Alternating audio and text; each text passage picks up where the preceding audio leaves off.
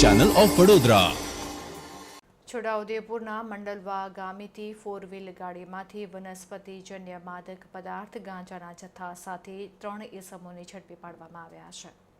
છોટાઉદેપુર તાલુકાના મંડલવા ગામે ડામર ફળિયામાં જવાના રસ્તાની બાજુમાં હાઈવે રોડ ઉપરથી 4 વ્હીલ કારમાંથી જોજ પોલીસે ગેરકાયદેસર રીતે વનસ્પતિજન્ય માદક પદાર્થ 1978 કિલોગ્રામ જેની કિંમત ₹19,780 નો સૂકા ગાંજાનો જથ્થો ઝડપી પાડ્યો હતો। સાથે 3 આરોપી અજય પરમાર, જયેશ પઢિયાર અને અર્જુન રાજ આ ત્રણેયને ઝડપી પાડવામાં આવ્યા હતા। આરોપીઓની તપાસ દરમિયાન ગાંજાનો જથ્થો જેની કિંમત ₹19,780, કાર જેની કિંમત ₹4 લાખ અને આરોપીઓની અંગ જડતીમાંથી કુલ 3 મોબાઈલ નંગ જેની કિંમત ₹14,000 આમ કુલ મુદ્દામાલ મળી ₹4,33,780 નો મુદ્દામાલ જપ્ત કરી કાયદેસરની કાર્યવાહી હાથ ધરવામાં આવી છે।